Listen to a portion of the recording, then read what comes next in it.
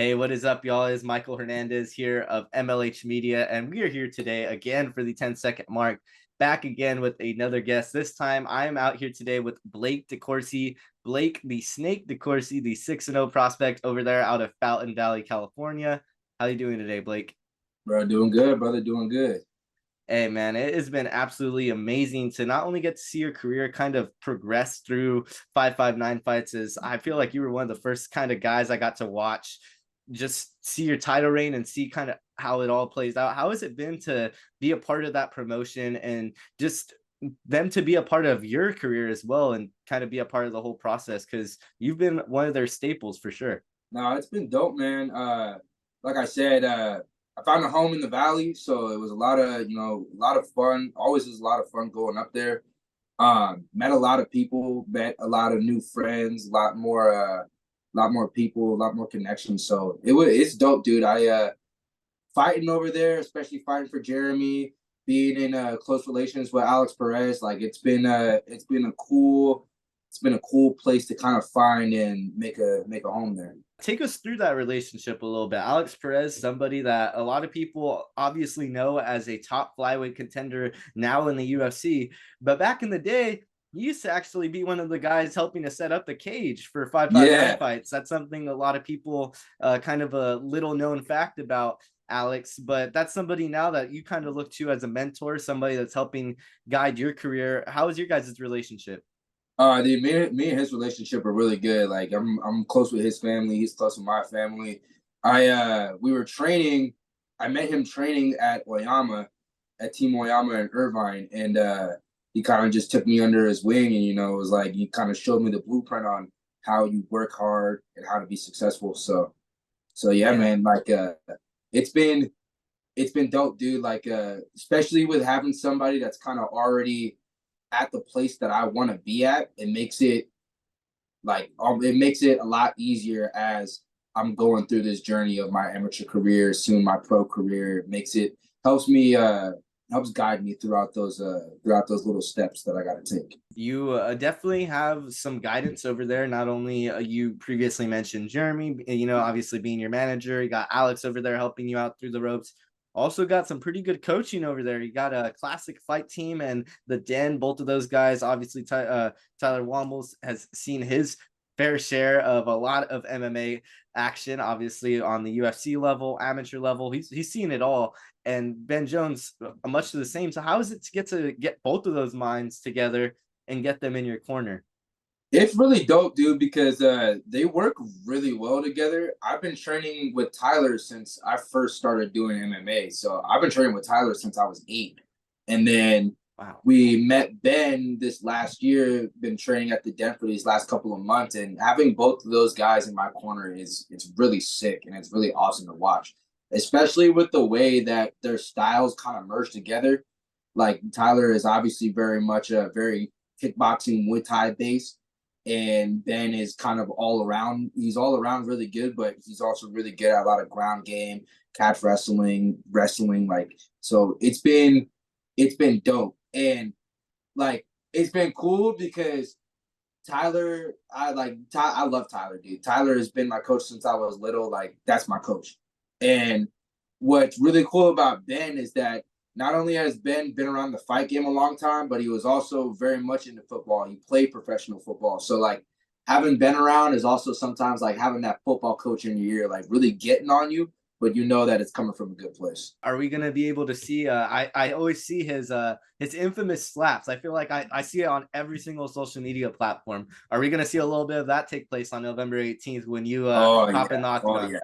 Yeah, we finna see the slaps. We finna get the slaps in. How is that though, man? Take us through that when you're walking into the octagon and you got Ben Jones and you got Tyler Wombles. They're guiding you into that, but you always have this cold demeanor. Obviously, the Snake nickname owing well to this, but just very very serious. You never really show a whole lot of emotion. I feel like this interview will probably be the first time a lot of people see you smiling outside of the octagon. So take us through your mindset when you get in there, just exactly how you're calculating your fights and what exactly is going through Blake the Snake's head, man. A lot of it is like, it's kind of like I kind of just get on go mode, dude. Like When I'm getting ready for a lot of my fights, like I just try to stay as calm as possible. And when you stay as calm as possible, that's when I do my best. And like even with the last fight, like like not really a lot of emotion or anything like that. But man, like back there, like I was getting pretty fired up. But it's also sometimes when like I get a little bit too fired up, and then I start going in ready for a war. Like I gotta stay, the perfect amount of hyped up and calm so that I can perform to my best ability, so I can hear my coaches, so that I'm not going in blind. And a lot of it is, like I go out to my fights, man, ready to die in that cage. So it's like when you're going out there to handle business, it's like, a lot of people, some people have that happy go lucky kind of vibe. I'm very much in the vibe that I'm just like, yo, I'm going out there to fight. We're going to scrap, and this is what it is. So there's no really like, not necessarily like happiness or anything like that. A lot of it is just, keep my eyes focused on the goal. Yeah, I definitely I love that mindset too, because I feel oftentimes there's so many guys nowadays that are trying to follow the everybody else's role, but you stick to your game plan, you stick to what you know well, and it obviously has been paying off pretty well. 6-0 so far in your amateur career. Got a big fight coming up against Ramon Cornejo. How do you feel about this matchup? I feel like this is a lot similar to this last matchup with Dorian Hale. Two very, very different fighters compared to what you're usually used to facing. Usually used to facing a lot of these guys that like to stick it out and bang with you. But these guys, they're smart with the cage, or able to use their striking to get them into some pretty good positions, and that has paid well to their success so far, especially for Ramon. Obviously, he's over there, believe with the 7-1 record. How is it to how is it to get to face these different type of fighters at the amateur level? Not only getting to face the strikers of the amateur level, but also getting to face these guys that are really good at grappling and just really good at knowing the rule sets of MMA and knowing when to put you up against the cage and knowing what's going to garner points for them in the long run. It's good, man, because facing a lot of these different guys in the amateurs is what you need if your goal is to go pro. Because once you go pro, everybody's good. Everybody that you're fighting that's pro has something that's good about what they do. And fighting these guys with different styles and like different ways that they throw, whether they're ground guys, whether they're guys that like to strike, whether they mix it up. Like going against guys like that is the best experience that you can have. And that's the thing. Like I had 4 kickboxing fights before I started doing the MMA fights. So that's where now, I'm really getting to the later end of my amateur career. So the most experience that I can get, and the more diverse guys that they have, that's going to be the best for me, and it's going to be the best for me in my development. Speaking a little bit about the professional level, I recently got to catch up with you a little bit on October the 7th over at Lights Out 11. You were catching your teammates Ethan Ewing and Brandon Art. They were over there getting some action in. How is it to get to not only get to watch your teammates be so close to home, but also get to kind of put some of the results that they've been putting in the gym? Obviously, Ethan Ewing's been on a very nice trajectory, but Brandon are also making a big splash over there at Lights Out 11 to be a part of a gym with not only Classic Fight Team, and we already know all the killers, and we're going to definitely go into what they got cooking up over there at Classic, but the Den as well, undefeated on the night over there at Lights Out 11. Does that just help to add to the confidence as a fighter, or take us through that, man? Is it happiness for your teammates? It's a lot of it is very much happiness for my teammates, but it's also really cool because like as as a younger guy that's in the game, like yes, I'm very much a younger guy, but I do have a lot more experience than a lot of the guys that are close to my age or that are at my level. So that's where, going out, watching my guys fight, watching them do their thing, it's dope because not only do you get to watch them do everything that they've been doing in training and watch it pay off, but it's also something to take away from myself too. It's like that's where I'm gonna be at. That like watching my friends and my training partners do what they're doing, it helps motivate me because they're at a different level and I'm not very far from that. So it makes me have to, push extra hard, grind extra hard in the gym, do what I gotta do, make sure I'm eating good. Like it's definitely very much motivating watching my guys go out there and do stuff like that. I can definitely see because I feel like as soon as they were coming out, there was one voice that was very, very vocal in that arena, and it was Blake DeCourcy, man. You could hear you from across the room just cheering on your guys and really just wishing the best for them once they were hopping into that cage and those doors were locked. And I feel like you were pretty happy with those results, man, because two finishes cannot draw it up any better over there, man. But talking a little bit about your other team over at Classic Fight Team, they recently got a new addition over there that it's kind of been making some moves over there in the UFC world. Tony Ferguson back over there training with you guys full time at Classic Fight Team. You've obviously been growing up with Coach Tyler Wombles, so you've got to kind of see the trajectory of Tony when he was going through all those crazy win streaks over there in the lightweight division. How is it now to get him back in the gym? And obviously that's your division being in lightweight. So is it kind of cool getting to see someone that's seen those top lights in the UFC? Oh yeah, dude, it's great, man. Especially with a guy with his resume, man. Like a guy with his resume and what he's done with his career. It's as a guy that's trying to get there and that's trying to be that guy. That is like it's really cool, dude. Like it's really cool being able to train with some of these guys that are in the UFC, these guys that are legends. Like, dude, Tony, when he's coming into the gym, bro, like, I definitely play it pretty cool, but at the end of the day, dude, he's a legend. Like, he's a guy that's been around. He's done it all in the UFC. So having a guy like that in the gym is definitely dope because it's like that's where you want to be. When you see guys that are in the position that's where you want and you're going to be, and you tell yourself that you're going to be, it makes you push even harder, man. What's been the best piece of advice you've gotten from one of your coaches? Or obviously you've had a lot of voices in your ear so far in this MMA career, a lot of great voices, the ones that we were just saying. You have Tony Ferguson, Alex Perez, Ben Jones, you got Tyler Wombles. You have so many people over there that are just helping to nurture the young career of Blake the Snake DeCourcy. But what is one thing that just really has stuck with you on this MMA journey that someone said to you? I pick up a lot of things off of my coaches, but I pick up a lot of stuff off of my dad. Like, and if you guys have seen my dad's always he's always at my fights. He's always out there supporting. But he's like, he tells me, man, it's like if you have these goals and you want to achieve it, you have to put in 110%. And you have to be able to make the sacrifices in your life to get where you want to be. And that's definitely, like, for me, that's where, like, it's a little bit hard. Like, I'm 19 going on 20, and it's hard because, there's some times where there's a lot of instances where it's like, all right, I have other urges where, I want to go out, I want to go party, I want to go do this, I want to go do that.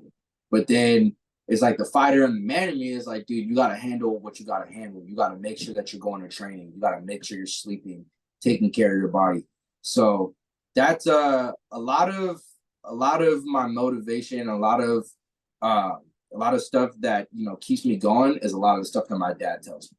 I was gonna say I feel like that DeCourcy family, everybody is always out there, all in full support at every single one of your fights.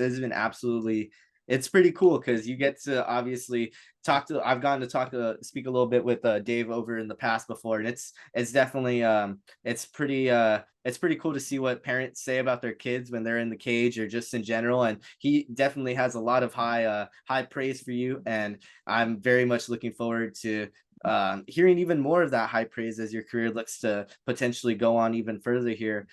When you got the call from Jeremy for this upcoming fight at 559 Fights 101, what were the thoughts, man? Because after your last fight, I know you were looking to possibly go pro, make that pro venture. Were you like, hey, let's run it back one more time? And this is a great opponent, man. Ramon Cornejo. I feel like this is the real. There's a lot of promotions giving the state lightweight championship, but this is probably the true state lightweight championship right here.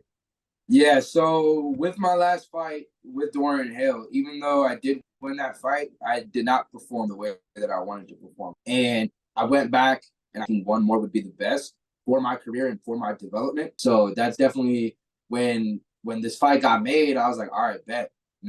this is going to be the last one. I really have to make sure that I'm doing what I got to do to solidify why I need to be a pro. When I heard the news that you were going to be coming out for this card, I was absolutely shocked, but I was so excited, man, to see both you and Ramon hopping on this card.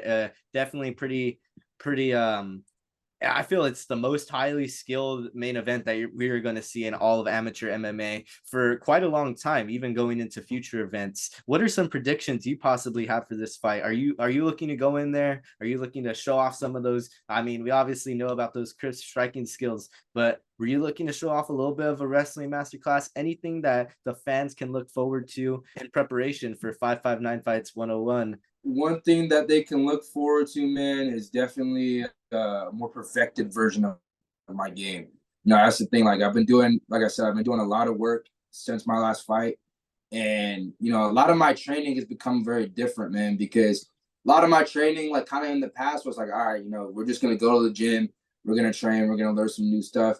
But now my mental is very much kind of switching up, and it's very much I'm training more intently on what I need to do. So whether it's, working on my striking, making sure, I'm doing what I got to do, or working on my wrestling, making sure I'm doing good with my scrambles, my jiu-jitsu, I've been trying to, be more detail oriented with my training. And that's what's been helping me visualize this fight and how this fight is going to go. What do you think is the reason behind that? Was there a certain fight? Was it the Dorian Hale fight that kind of was like, wow, I really like, I know what I'm capable of and I can go out there and perform it? Or was there a fight before this, an instance before this where you're like, hey man, like time to stop messing around out there. Like, let's go out there and show what the snake can do. No, yeah, it was definitely the Dorian Hale fight, man, because like that was like I said, I was supposed to be the fight that, after we win this fight, we're gonna go pro. And, it was a lot of mental games like within myself that I was going through with that. Whereas like, we want to go pro, and it's almost like you're holding up a steak in front of a dog, right? Like the dog wants to bite the steak and eat the steak. And for me, it's like that's how I felt, where it was like, I won the fight and we could have gone pro afterwards, but at the same time, I'm gonna trust my coaches and trust what they have to say. And if they have to, and we have to fight one more fight, then that's what I got to do. So that was definitely a fight that kind of helped me switch my mental, and it helped me a lot in training, because now I was like, all right, now we got to do something a little bit different, because with that fight, it didn't work out. So now we got to switch it up just a little bit so that I can get to where I want to be and do what I want to do with this next fight. I think a lot of the 559 Fights fans and fans in general for MMA are going to be very, very excited about that last message. Was there any possible destinations that you were looking for your professional debut that you were eyeing? I know you have a big love for the Central Valley. A lot of A1 combat events have been coming over here to the Central Valley. I've got a couple on the Visalia Convention Center in December, I believe, in January. So is that a possibility, or were you looking? I know they have shows over there at Commerce. It's a little bit closer to home for you. When is that pro debut going to happen? Is there a trajectory you're looking for, and where is it going to happen? Yeah, so ideally, and I have to talk to Jeremy, but ideally, I want to make my debut down here, probably at the Commerce, mainly so that I can get all my friends and family to come out. They don't have to drive all the way up to the valley. But once I fight one time down here, I'll go wherever to fight, whether it's the valley, whether it's A1, whether it's Fury, whether I go out to Texas for Fury. But I want to make sure that I at least get one pro fight out here so that everybody can watch it. And trajectory is definitely going to be sometime going into next year, because this fight is going to be in November, and then you got December, Christmas, and then you got preparations for camp, for the fight. So definitely sometime going into early next year, and then hopefully I can get it down here near my hometown. Do you think little 8-year-old Blake the Snake would have been thinking all of this was going to be happening, that he was going to go down this MMA path, and you were going to possibly looking at being a multiple time defending 559 Fights champion and on a very good road to the professional route, man? Yeah, man. Like, man, it was crazy because around the time that I was training back then, I was still a skater kid, man. So like, I was like, literally all I was doing while I was fighting.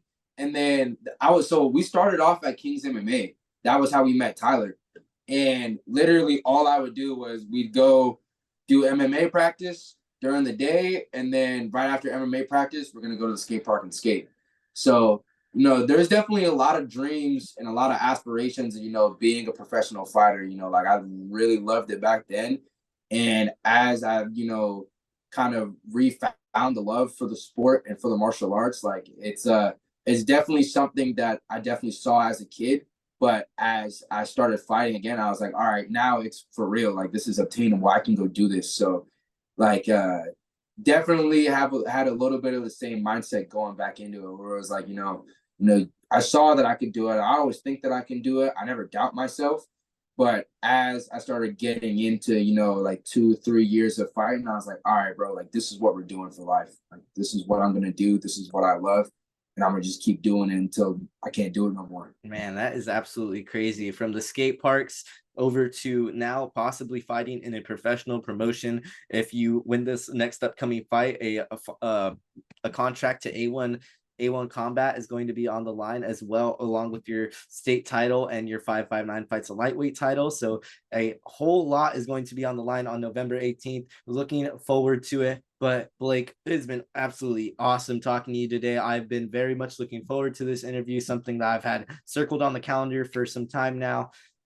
Is there anybody you want to thank in particular for this upcoming fight? Anybody that's been really helping you out with your training regimens? Anybody that's really been putting in a lot of time in the gym with you? You're mentioning your coaches and your family. Anybody in particular you wanted to take this time to thank? No, yeah, man. Just in general, I want to thank everybody that's been along for this journey for me. Everybody that supports me in the valley.